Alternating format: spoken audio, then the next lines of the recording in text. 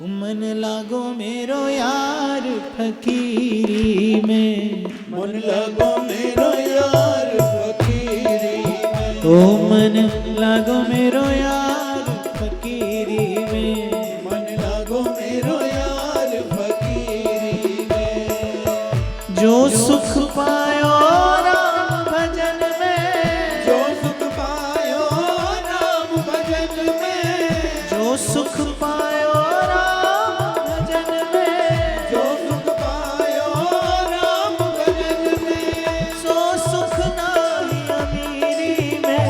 मन लागो मेरो यार फकीरी में, हो मन लागो मेरो यार फकीरी में, ओ मन लागो मेरो यार फकीरी में। लागो मेरो यार फकीरी में। अच्छा, आप में से कितने लोग वृंदावन गए और कितने लोगों ने राधा वल्लभ लाल का दर्शन किया है? सभी ने किया है, क्योंकि मुझे तय करना है ना कि मुझे अब आगे कहां जाना है। मन लागो मेरो यार फकीरी में, मन लागो मेरो यार फकीरी में, जो सुख पायो राम भजन में, जो सुख पायो राम भजन में, सो सुख नाही अमीरी में। मन लागो मेरो यार फकीरी में, हो मन लागो मेरो यार फकीरी में।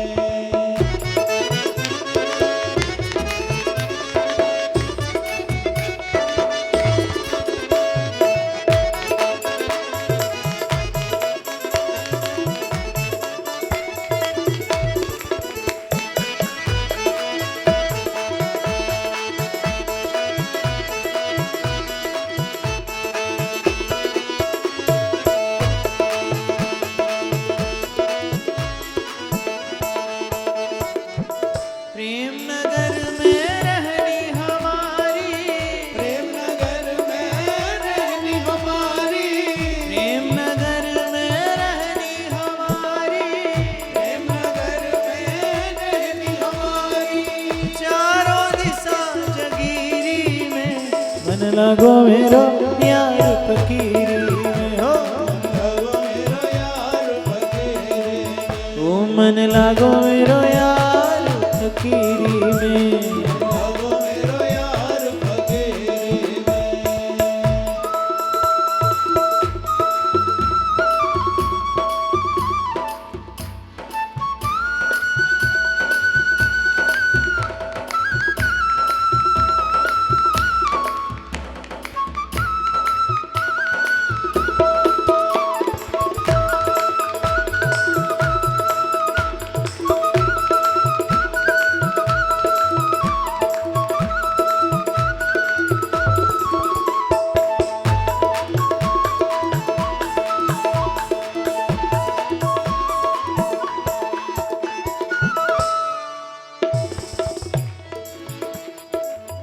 आखिर ये तन खाक मिलेगा, आखिर ये तन खाक मिलेगा, आखिर ये तन खाक मिलेगा, आखिर ये तन खाक मिलेगा। काहे फिरत मगरूरी में। मन लागो मेरो यार फकीरी में, हो लागो मेरो यार फकीरी में, ओ मन लागो मेरो यार फकीरी में। लागो मेरो यार फकीरी में।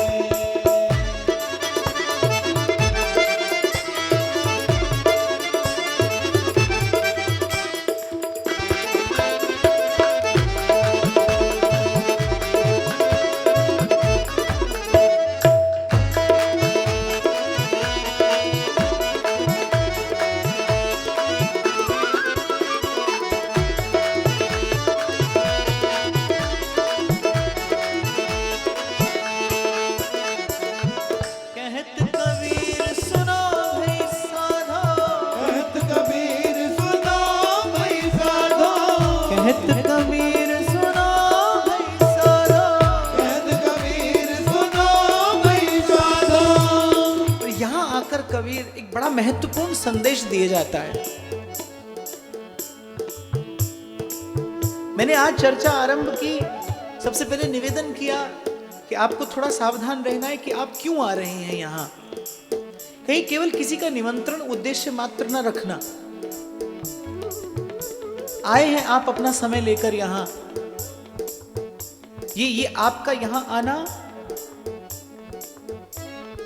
केवल मात्र भटकना न रह जाए, ये प्रयास बने, ये प्रसाद बने। कबीर से सीखा मैंने, वो कहता है कि मैं किससे कहता हूं, कहत कबीर सुनो भाई साधो, जो साधक है। सत्संग किसके लिए है? जो साधक है, जो स्वयं को साधना चाहता है। ये आध्यात्मिक चिकित्सा पद्धति है, इट्स स्पिरिचुअल हीलिंग। मन रुग्ण हो गया है संसार का सेवन करके। आपने अपने कक्ष की खिड़की खोली कि थोड़ी धूप आ जाए, पर धूप अकेली नहीं आई, वो साथ में धूल भी लेकर आई। अब क्या करें? क्या सदा के लिए अंधकार में रहे? नहीं, खोलिए खिड़की, आने दीजिए थोड़ी धूल। नित्य प्रति थोड़ा मार्जन कर लिया करिए, धूल साफ कर लिया करिए। कम से कम प्रकाश से वंचित नहीं रहेंगे आप। संसार में रहे आप, कुछ अवांछित आ गया भीतर, कुछ अनचाहा सा आ गया जीवन में, ये उसके मार्जन की विधि है कि कैसे झाड़ पोंछ लिया जाए। निज मन मुकुर सुधार, श्री गुरु चरण सरोज रज, निज मन मुकुर सुधार। और कुछ अवांछित आया, मन रोगी हो गया, रुग्ण हो गया मन। तो भगवत कथा क्या है? कम सुखम स्थापयति इति कथा, जो मन को पुनः स्वस्थ कर दे, जो मन को पुनः यौवन प्रदान कर दे, जो मन को प्रसन्नता, हर्ष, उल्लास, क्षमा, दया, करुणा, तितिक्षा, इन गुणों से विभूषित कर दे। वो साधु संग है, वो भगवत कथा का परिणाम है, प्रसाद है। तो यहां केवल यूं ही ना आना, आपका थोड़ा सा भाव आपकी प्राप्ति में आमूल चूल परिवर्तन करा सकता है। क्योंकि यहां आप भगवत सन्निधि में बैठने आ रहे हैं, और भगवान का एक स्वभाव है कि ये यथा माम प्रपद्यन्ते तांस तथैव भजाम्यहम्। जहां की रही भावना जैसी, प्रभु मूरत देखी तेन तैसी। आप थोड़ी सी भावना, थोड़ी सी कृतज्ञता से आएंगे आप यहाँ। आप प्रभु को धन्यवाद करते हुए आएंगे, आप अपने गुरुजनों को प्रणाम करते हुए आना कि आपकी कृपा से मुझे ये कुछ क्षण मिल रहे हैं, ये कुछ क्षण मिल रहे हैं मुझे। 3 प्रकार के जीव आते हैं सत्संग में, तुलसी बाबा कहते हैं, विषयी, साधक और सिद्ध। विषयी, साधक, सिद्ध सयाने, त्रिविध जीव जग वेद बखाने। 3 प्रकार के जीव सत्संग में आते हैं। एक तो विषयी है, जैसे अब 4 से 7 का समय, तो कुछ लोग 6:45 में आएंगे। वो होते हैं जो प्रसाद के लिए आते हैं। इसलिए मैंने ऐसी व्यवस्था कर दी, उनको तो निराश लौटना ही पड़े, क्योंकि 6:45 बजे मैं अपनी बात समेटना शुरू कर देता हूं। बाहर यहां पर कुछ वैसे ही नहीं मिलता। तो एक तो विषय आता है, एक साधक है जो सीखना चाहता है, जो स्वयं को साधना चाहता है, जो कुछ ग्रहण करने के लिए आया है। और फिर कभी कभी कथा में सिद्ध भी आते हैं। सिद्ध कैसे? जैसे मंगल मूर्ति मारुति नंदन, कहीं भी कथा हो वो बिना निमंत्रण के पहुंच जाते हैं, सबसे पीछे बैठते हैं, सबसे पीछे, अपने को छुपाकर, अपने को दुराकर कि कोई उन्हें पहचान ना ले। और वो लोग ऐसे हैं, वो कथा सुनते नहीं, वो तो पीते हैं। तब कथामृतम तप्त जीवनम कविभिरीडितम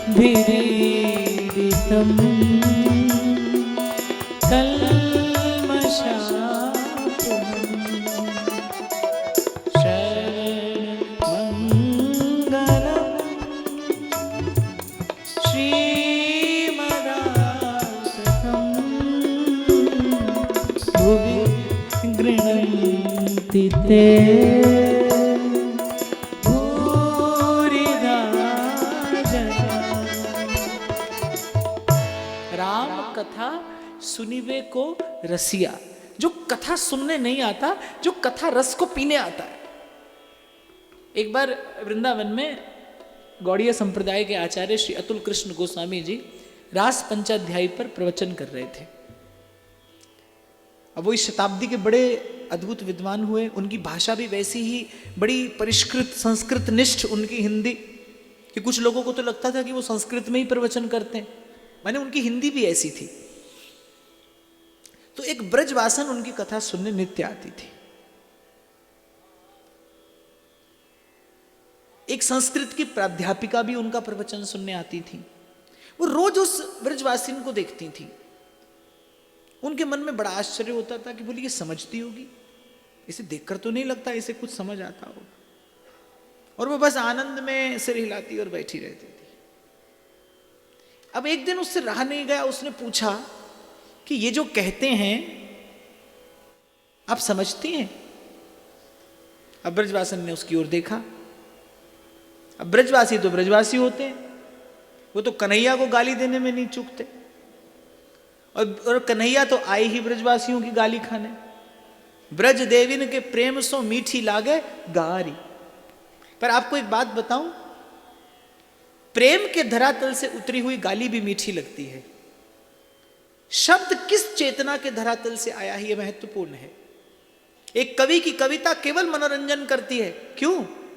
क्योंकि उसका उद्देश्य लोक का रंजन है, उसका उद्देश्य प्रतिष्ठा की प्राप्ति है, उसका उद्देश्य अपने सिद्धांत की प्रतिष्ठा और उसका आग्रह हो सकता है। लेकिन एक संत की वाणी मनोरंजन नहीं करती, एक संत की वाणी भवभंजन करती है, क्योंकि उसमें स्वार्थ नहीं, उसमें परमार्थ होता है, उसमें अनुग्रह की भावना होती है। वो लोक के मंगल के लिए गाता है।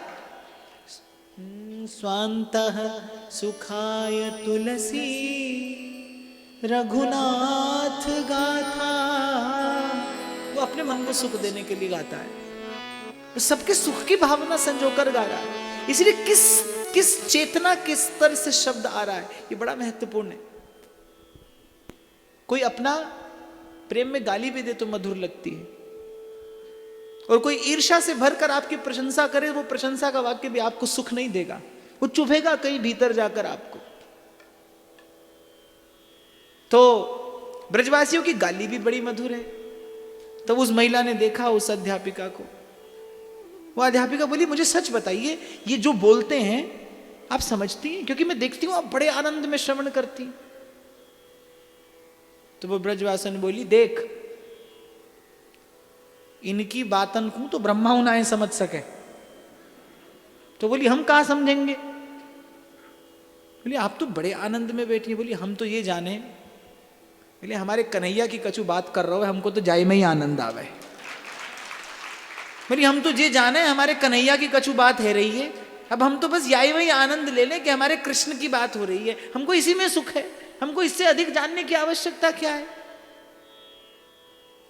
और इसीलिए मैं कई बार विचार करता हूं, भाई प्रभु को जानने के लिए जितनी बुद्धि की आवश्यकता है, उतनी बुद्धि भगवान ने मूर्ख से मूर्ख व्यक्ति को भी दी है। भगवान को जानने के लिए जितनी बुद्धि चाहिए, संसार को जानने के लिए बहुत प्रयास करना पड़ता है, और प्रयास करने के बाद आप श्रमित होने के अलावा, क्लांत होने के अतिरिक्त कुछ नहीं पाते।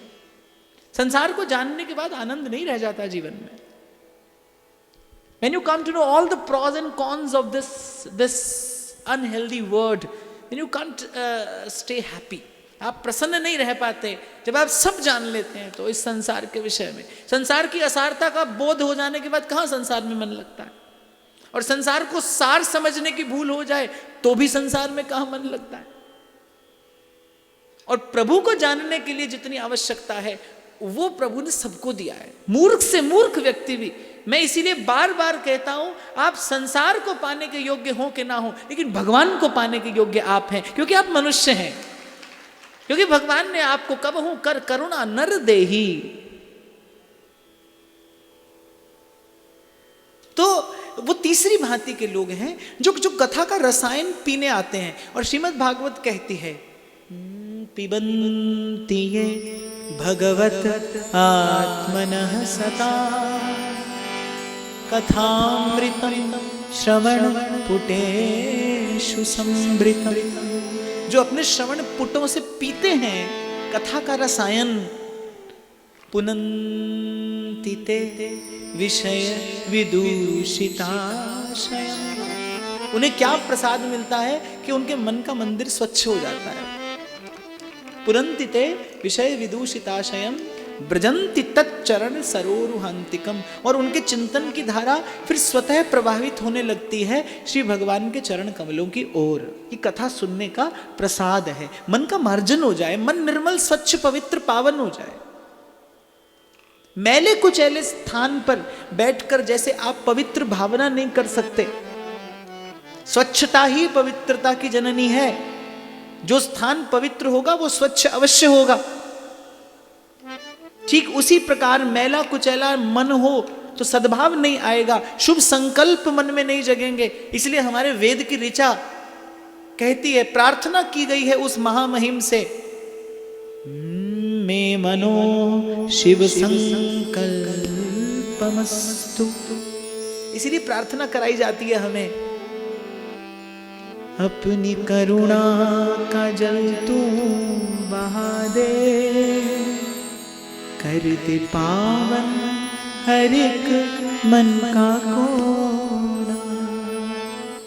हम चले नेक रास्ते पे हमसे भूल कर भी कोई भूल हो ना। मुझे मुझे मुझे बड़ी प्रिय है ये पंक्ति, अपनी करुणा का जल तू बहा दे, कर दे पावन हर एक मन का कोना। क्षमा करना, प्रार्थना करना भी ठीक से नहीं आता आपको मुझे। आपकी प्रार्थना में मेरा घर, मेरा परिवार, मेरा बालक, मेरी संतान,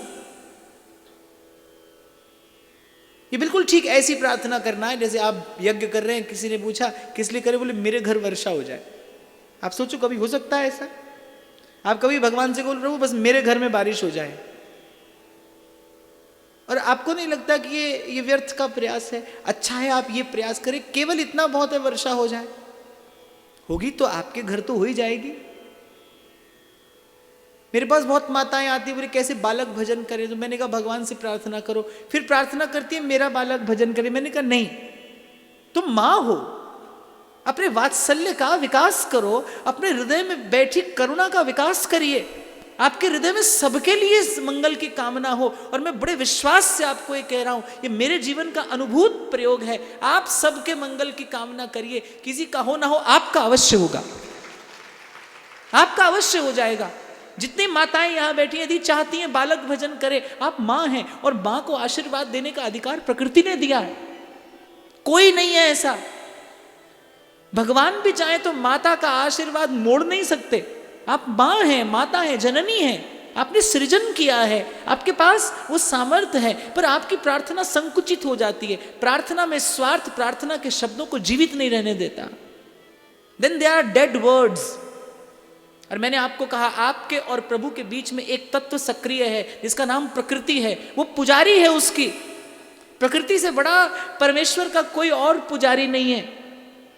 ये बहती हुई हवा, इससे चमड़ ढुलाती है प्रकृति उसको।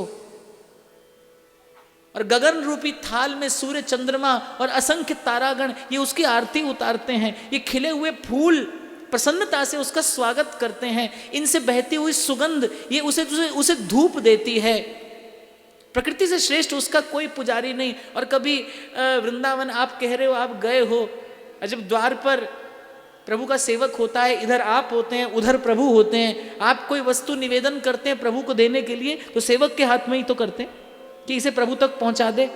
सड़ी गली वस्तु आप लेकर जाएंगे तो सेवक द्वार से लौटा देगा, भीतर नहीं लेकर जाने देगा। ऐसे ही आपके और उनके मध्य में प्रकृति है, उनकी सेविका। जब आपकी प्रार्थना दूषित होती है, जब आपका चिंतन आपका विचार प्रदूषित होता है, प्रकृति द्वार से लौटा देती, प्रभु तक जाने नहीं देती उसे।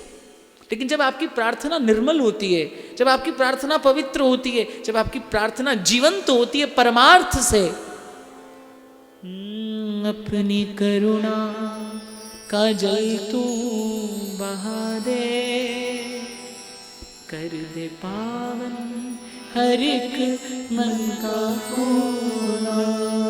अनुभव करके देखना जीवन में, यहाँ जितनी माताएं बैठी हैं मैं उनसे कह रहा हूं कि वो 2 क्षण भगवान से प्रार्थना किया करें कि इस देश के बालक संस्कारी बने, इस देश के बालक ओजस्वी तेजस्वी बने। वो अपनी करुणा का विस्तार करें अपने बालक से थोड़ा आगे बढ़कर। एक बार अपने मन में सद्भाव का विकास करके देखिए, 2 क्षणों की आपकी प्रार्थना, और ये परिवर्तन आप जीवन में स्वतः देख लेंगे। कहीं कोई परिवर्तन हो ना हो, लेकिन आपके निकट अवश्य होगा। प्रकृति अंकित करती है आपके शुभ विचार, आपके सद्विचार।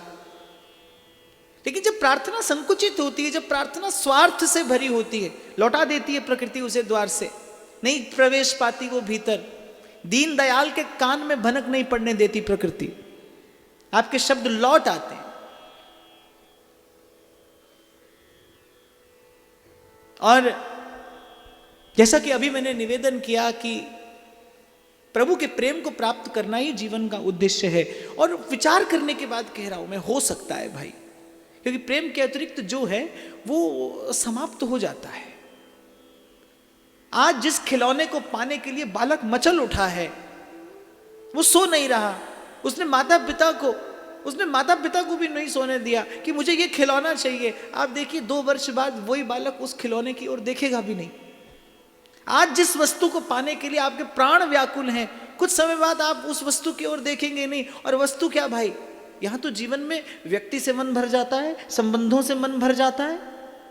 आज जिसे पाने के लिए आप आतुर हैं, बेचैन हैं, व्याकुल हैं, छल कपट कर रहे हैं, और स्वार्थ की किस सीमा तक चले गए आप। एक समय आएगा जीवन में जब उस व्यक्ति की ओर आपका देखने का भी मन नहीं होगा, उस संबंध से उपरति हो जाएगी। क्या करेंगे आप? तो संसार की प्रत्येक वस्तु की देयर इज अ रीच, उसकी अपनी एक सीमा है, वो सीमा तक आपको देगी और फिर लौट जाएगी।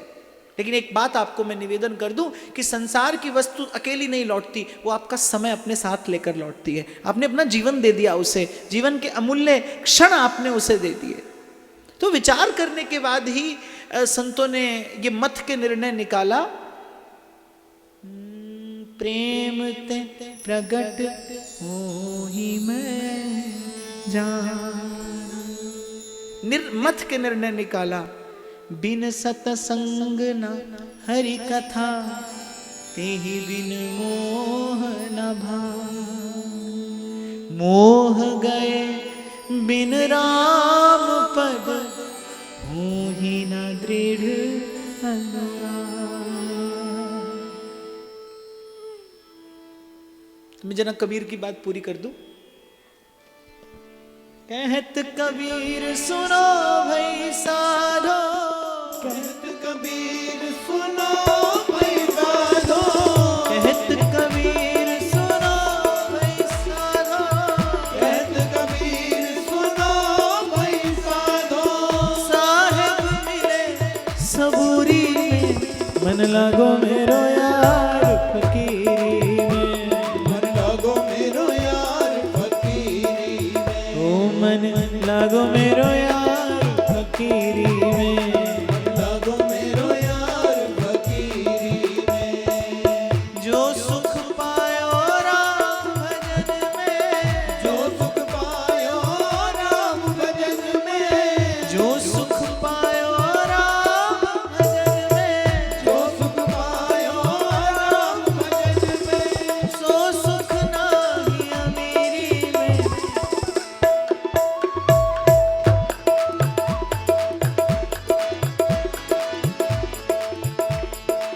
गोविंद जय जय गोपाल जय जय, गोविंद जय जय गोपाल जय जय, गोविंद जय जय गोपाल जय जय। गोविंद जय जय गोपाल जय जय। श्री राधा रमण हरि गोविंद जय जय, श्री राधा रमण हरि गोविंद जय जय, श्री राधा रमण हरि गोविंद जय जय। श्री राधा रमण हरि गोविंद जय जय।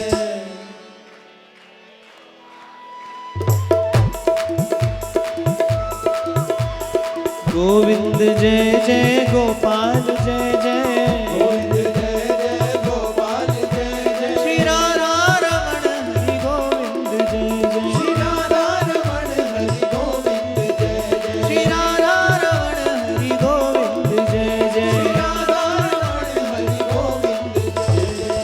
गोविंद जय जय गोपाल जय जय, गोविंद जय जय गोपाल गोविंद जय जय गोपाल जय जय,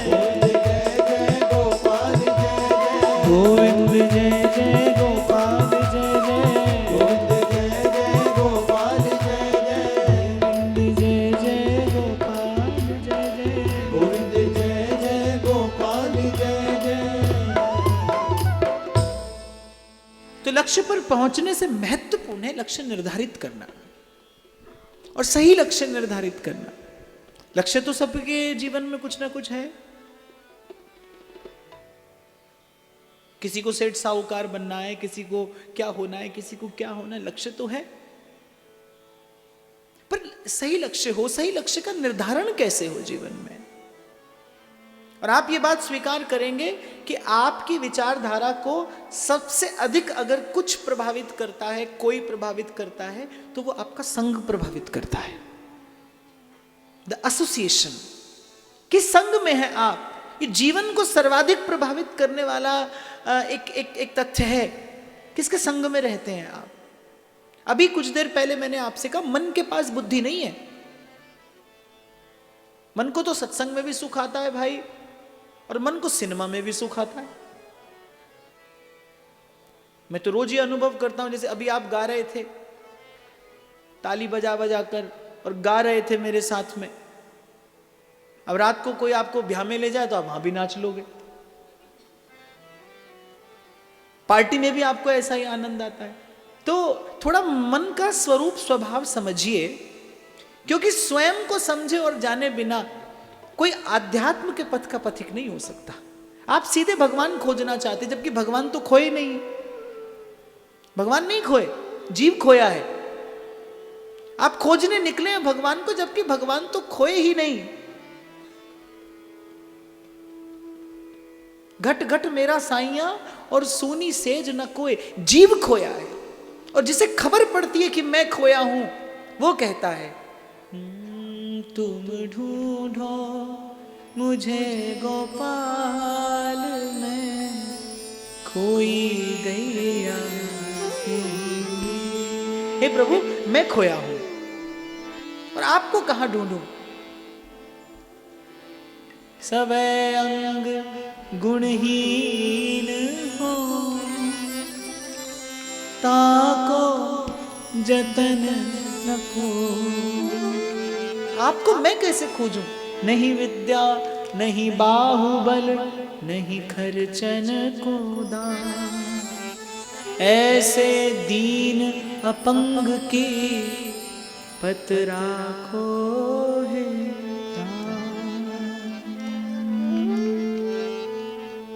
अब मूक निहारो बाट प्रभु जी, मैं गैया सुध लो मोरी मोरी, सुध लो मोरी गोपाल में कोई गैया तेरी। तभी कल जब मैं आया तो मैंने कहा आप लोगों ने you put the wrong title, शीर्षक भक्तमाल कथा। आई डोंट डिलीवर कथा, it is the spiritual awakening, जागृति। मेरी चेष्टा तो केवल आपको जगाने की है। कथा तो महादेव सुनाते हैं, हरि की कथा तो भक्त सुनाता है, भगवान की बात भक्त सुनाता है। मैं तो साधक हूं, मुझे तो केवल गुरुजनों की कृपा से एक कुछ अनुभव हुए हैं जीवन के, वो अनुभव आपसे बांट लेता हूं। बस केवल ये प्रयास है मेरा कि वो अनुभव आपसे बांट लूं। तो आध्यात्म के पथ पे कोई चलना चाहे तो वो प्रभु को खोजने ना निकले, वो स्वयं को खोजे। सहजोबाई कहती है आपुन ही को खोज, मिले तब राम स्नेही। आप खोए हैं, भगवान नहीं खोए। आप खोए हैं संसार की भीड़ में, संबंधों में खो गए आप, वस्तुओं और व्यक्तियों में खो गए आप, संग्रह में खो गए आप, संसार के मान सम्मान में खो गए आप, पद प्रतिष्ठा में खो गए आप। आपसे कोई पूछे आप कौन, तो आप अपना क्या परिचय देंगे। बहुत से परिचय होंगे आपके, पहले आप स्त्री हैं या पुरुष हैं, फिर आप डॉक्टर हैं या इंजीनियर हैं, नेता हैं या अभिनेता हैं, कितने परिचय हो गए आपके। शंकराचार्य के गुरु ने पूछा उनसे, द्वार खटखटाया आदि जगत गुरु ने पूछा कौन आया है, और शंकराचार्य क्या उत्तर देते हैं, मनोबुद्धिरहंकार चित्तानि नाहं न च श्रोत्र जिह्वे न च घ्राण नेत्रे न भूमिर्न व्योमस्न तेजो न वायु चिदानंद रूपः शिवोहम शिवोहम। बड़ी अद्भुत घटना है। द्वार बंद है, गुरु भीतर बैठे हैं। गुरु ने पूछा कौन? शंकराचार्य ने द्वार खटखटाया, गुरु ने पूछा कौन? शंकराचार्य ने ना नाम बताया, ना गांव बताया, न कोई अपना पता ठिकाना बताया। मनोबुद्धिरहंकार चित्तानि नाहं, ना मैं मन हूं, ना बुद्धि हूं, ना चित्त हूं, ना अहंकार हूं। न च श्रोत्र जिह्वे न च घ्राण नेत्रे न भूमिर्न व्योमस्न तेजो न वायु चिदानंद रूपः शिवोहम शिवोहम। और क्या कहा गुरु ने? गुरु ने कहा, शंकर तेरी विद्या पूरी हो गई, तू लौट जा। भीतर नहीं आए, कहा कि आज तेरी विद्या पूरी हो गई, आज तू स्वस्थ हो गया। स्वस्थ अर्थात आज तू अपने स्व में स्थित हो गया, आज तूने स्वयं को पहचान लिया, तेरी विद्या पूरी, अब तू मुक्त है, जा सकता है। कोई स्मरण करा दे आपको। श्री रामचरितमानस में वैसे तो राम कथा है, सुंदर ही सुंदर है, लेकिन तुलसीदास जी पक्षपात करते हैं एक कांड के साथ, और सुंदर कांड कहते हैं। कोई बाल कांड है, कोई अयोध्या कांड है, फिर किष्किंधा कांड है, फिर लंका कांड है, उत्तर कांड है, पर उस कांड को गोस्वामी जी सुंदर कांड कहते हैं। क्यों? क्योंकि उसमें हनुमान जी को सुरत हुई। हनुमान जी अपना स्वरूप भूले बैठे थे, हनुमान जी अपनी सामर्थ्य भूले बैठे थे, और जाम्बवान जी ने हनुमान जी को उनकी सामर्थ्य याद करा दी। जीव को भी माया ने बस ऐसा ही तो किया। प्रपंच के बीच पड़ के जीव ने क्या किया? अपना स्वरूप भूल बैठा। आप और मैं कौन है? आपसे कोई परिचय पूछे, कितने परिचय देते हैं आप? डॉक्टर, इंजीनियर, तन का अलग परिचय है, और फिर जाति का परिचय, देश का परिचय, कुल का परिचय, और पता नहीं क्या क्या, कितना कितना वजन है सिर पर। आच्छादित हो गया आपका जो विशुद्ध स्वरूप है, और बस इसीलिए भूल होती है। भाई माँ हो, जिस घड़ी आप माँ होंगे तो माँ के अनुरूप कर्तव्य करना पड़ेगा, पिता होंगे तो पिता के अनुरूप कर्तव्य करना पड़ेगा, फिर अगर आपकी कोई सामाजिक उत्तरदायित्व हो गया तो आप उसके अनुरूप कर्तव्य करेंगे। कितना बिखर गए आप। और मन का बिखरना ही मन का भटकना है, मन का बिखरना ही मन का भटकना है। तो श्री गोस्वामी जी ने इस कांड को सुंदर कांड कहा। क्यों? क्योंकि बिल्कुल जीव की दशा है। जीव भूले बैठा है, सामने अगाध समुद्र है, उस ओर जगदम्बा जानकी बैठी है, जिनका पता लगाना है हनुमान जी को। वो भक्ति स्वरूपा, और जीव भक्ति का पता लगाए तभी भगवान स्वीकार करें। जाना है हनुमान जी को उस ओर, दूसरा किनारा दिखाई नहीं पड़ता, अगाध जल राशि। तो श्री जाम्बवान जी ने हनुमान जी को उनके स्वरूप का स्मरण कराया, और हनुमान जी ने तत्काल क्या किया? प्रभु मुद्रिका मेली मुख माही, जलधि लांघ गए अचरज। कि आप भजन कर सकते हैं, आप सुमिरन कर सकते हैं, आप साधन कर सकते हैं, आप अपनी शक्ति का विकास कर सकते हैं, आप उस पार जाकर लौट कर आ सकते हैं, आप श्री राम का कार्य कर सकते हैं। अगर श्री राम ने आपसे कार्य नहीं कराना होता, जाम्बवान जी ने कहा, अगर श्री राम प्रभु ने आपसे अपना कार्य नहीं कराना होता तो प्रभु आपको ये मुद्रिका देते ही क्यों? ये मुद्रिका आपने नाम से अंकित मुद्रिका प्रभु ने आपको दी, क्योंकि प्रभु चाहते हैं कि आप पता लगाकर लौटें। और हनुमान जी ने वो कार्य किया, पराक्रम कर दिखाया। ऐसे ही अगर प्रभु चाहते नहीं कि आपको और मुझे मानव जीवन का परम पुरुषार्थ, उनके चरणों का प्रेम प्राप्त हो, तो आपको और मुझे भारतवर्ष में मनुष्य बनाकर भेजते ही क्यों? ये सत्संग, सेवा, सुमिरन, ये साधन, ये संपत्ति, ये संस्कार आपको मुझे मिलता ही क्यों? मैं फिर आपसे कह रहा हूं बाप, मनुष्य तो संसार भर में है जिनके लिए भोग भोगना ही मनुष्य जीवन का उद्देश्य है। मैं तो सदा व्यासपीठ से प्रणाम करता हूं इस देश की धरा को, इस वसुंधरा को, क्योंकि मैंने देखा है कि संसार के वो स्थान भी हैं जहां जन्म का कारण भी विकार होता है और जन्म से मृत्यु तक मनुष्य होने की यात्रा विकारों के साथ आगे बढ़ती है। और एक मेरा ये पवित्र देश है जहां जन्म से पहले भी संस्कार है और ये यात्रा संस्कारों के साथ आगे बढ़ती है। मां के पेट में, गर्भ में बालक को भगवान का नाम सुनाया जाता है, उसे भगवान की कथा सुनाई जाती है, वेद मंत्रों के साथ उसे संसार का स्पर्श कराया जाता है, आशीर्वाद के साथ उसकी यात्रा का आरंभ कराया जाता है। दुख की बात है कि आप और मैं अपनी संस्कृति के प्रति जो आदर होना चाहिए वो भूल गए, भूलते चले जा रहे हैं और जाने विकास की कौन सी सीढ़ियों पर चढ़ रहे हैं, आप जाने चले हैं कहाँ पहुंचेंगे। तो भगवान खबर रखे आपकी। मुझे तो देखकर भी भय लगता है। मैं तो कई बार सोचता हूँ प्रभु 10-20 साल से ज्यादा के बाद तो मुझे नहीं लगता संसार रहने लायक बन जाएगा। बस इसीलिए लगे हैं, इसीलिए प्रयास कर रहे हैं। भाई देश साफ ना कर सको तो अपना शहर साफ कर लो, वो भी ना कर सको तो कम से कम अपना गली मोहल्ला तो साफ रखिए, और वो भी ना कर सके तो कम से कम अपना घर तो साफ रखिए। इतना तो कर सकते हैं आप। जहां तक आपकी सामर्थ्य हो वहां तक तो आप सद्विचार से, सत्संकल्प से परिष्कार का प्रयास करते रहें। आपको करते रहना चाहिए।